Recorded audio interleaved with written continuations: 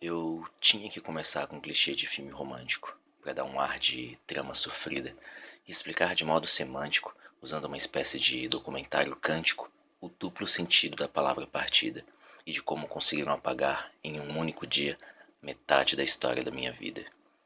Dizem que, para saber onde se quer chegar, é preciso antes se lembrar de onde veio. Hoje, ouvindo isso, eu sinto um pouco de receio.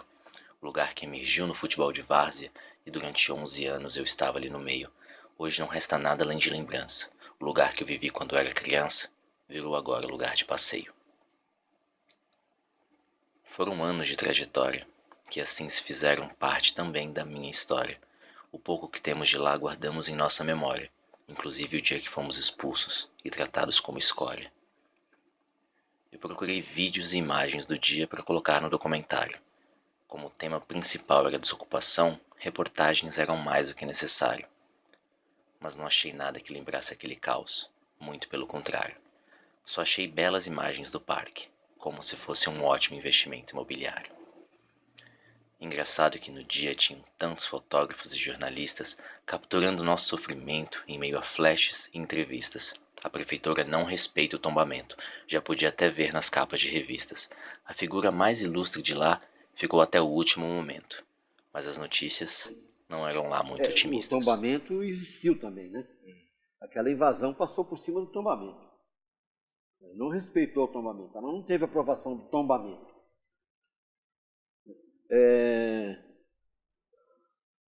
Porque, na verdade, a alegação deles, a prefeitura invadiu lá com uma autorização de direito de superfície, pelo que eles apresentaram para a gente.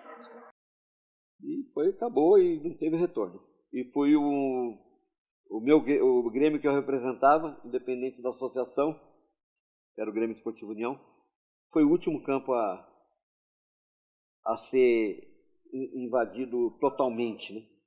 Destruir ele totalmente. E o último a se retirar de lá.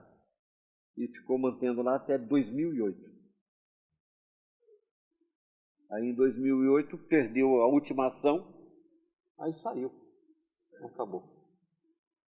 Com a saída de lá também era um time de futebol, podia se chamar um clube, era um grupo de pessoas de um bairro que formaram um time e como perdeu o seu local, perdeu a sua referência, também hoje é extinguido, não existe mais. Desde o final dos anos 20, fundado por imigrantes vindos de Portugal. Prevendo a ameaça da década seguinte, encontraram num lugar sem nenhum requinte refúgio da Primeira Guerra Mundial. Eles foram os primeiros, e tudo que havia eram bancos de areia e lamaçal.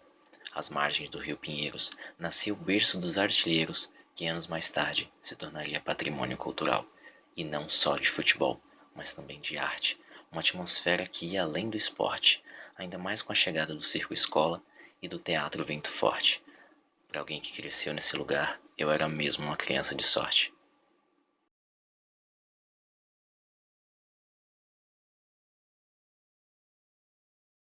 Sinto saudade dessa época. Tenho que ser sincero. Meu pai era zelador de um dos clubes e cuidava de tudo com muito esmero, enquanto eu atacava de paparazzi, observando os quero-quero, que avançavam em quem chegasse perto. Abriam asas em sinal de ataque. Impossível não lembrar da cena ouvindo o passarido do Chico Buarque. Você ainda consegue vê-los na região, hoje, como frequentadores do parque. O clube em que eu morava era o Canto do Rio, clube amigo do Itaim, e com muitas razões. Ele tinha responsabilidade social com o bairro, promovia festas para a comunidade, eventos e reuniões, campanhas do agasalho, bazares e mutirões, teatro para os pequenos, gincanas e doações. Hoje tudo que resta são as fotos amareladas e as memórias de quem viveu. Várias vidas foram marcadas, nunca esquecerão do que aconteceu no dia que o maior patrimônio cultural do bairro do Itaim simplesmente morreu. Eu não só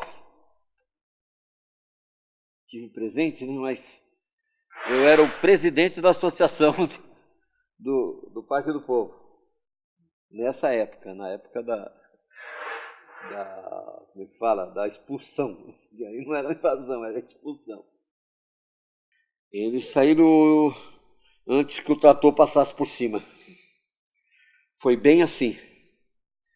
Fizeram uma operação com mais de 400 pessoas, entre polícia, fiscal, político, imprensa.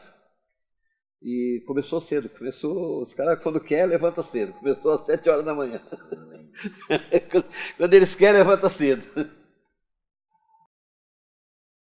Eu tive ótimas experiências naquele lugar. Quando eu lembro de como tudo acabou, eu mal consigo acreditar. Sem nenhum aviso prévio, eles vieram, com tratores, caminhões e com a polícia militar. Gritaram para que abríssemos os portões. Do contrário, eles iam derrubar. O responsável por aquilo não deu muitas opções. Arrumem suas tralhas e joguem nos caminhões. Quero tudo abaixo no fim do dia. Vocês têm até as 3. Se a casa não estiver vazia, nós a demolimos em cima de vocês. Então veio o assistente social e tentou consolar meus pais. Podia sentir o desespero deles. Ela nos deu uma lista de albergues municipais. Disse que se não tivéssemos por onde ir, nossas coisas iriam para um depósito. E talvez não as veríamos mais. Eu tinha uma estante de livros e revistas, talvez meu bem mais sagrado. Na mudança eu queria guardá-las numa caixa, deixar tudo organizado. Mas foi tudo jogado em cima do caminhão, e metade foi danificado. Assim como metade dos pertences que eram nossos. No fim do dia, estava tudo no chão. Anos de histórias, reduzidas a destroços. A riqueza daquele lugar não tinha preço. Hoje, visitando o parque, eu quase não reconheço. Não tem o mesmo ambiente, mas ainda é o mesmo endereço. Não só da várzea, o Parque do Povo era também o meu berço.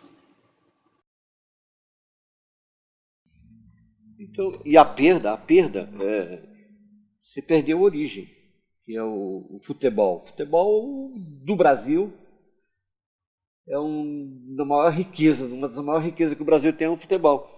Aquele garoto formado no campo de terrão, né? Vários profissionais que saíram de lá.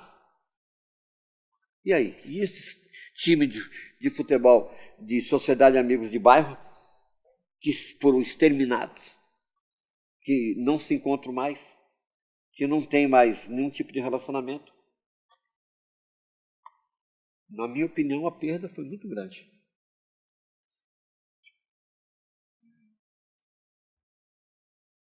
Eu vou de vez em quando no Ibirapuera, também é relativamente perto da minha casa. Mas não sei, eu gosto mais daqui, assim, eu acho mais, tem um pouco mais descampado e eu acho que tem os prédios em volta, assim, que são modernos, eu acho que tem não sei, me sinto melhor aqui do que no Ibirapuera, mas também gosto de lá. Não conheço, porque eu frequento há pouco tempo, né? Nunca parei para pensar nisso. Bem, o que eu soube é que era um lugar meio abandonado, onde tinha uns campos de futebol e recentemente, tipo 5 anos atrás, reformaram e fizeram o parque, mas não sei se é verdade. Eu imagino que seria uma avenida, sei lá, qualquer coisa. Souberam aproveitar, né? Quer dizer, era um local de treinamento e ficou um local super bonito, né? Pra gente fazer uma caminhada, relaxar, estudar. Eu acho que, infelizmente, acabaram com a história do parque. Por um lado é ruim, mas por outro lado, eu acho que hoje muito mais pessoas aproveitam o parque do que aproveitavam antes. Então poderiam até ter mantido, de repente, um campo de futebol, né, para tentar manter essa tradição. Mas acho que acabou sendo, apesar do lado ruim e do lado positivo, acho que foi mais positivo, porque acho que mais pessoas aproveitam o parque do que antes. Tudo tem um lado bom e ruim, né?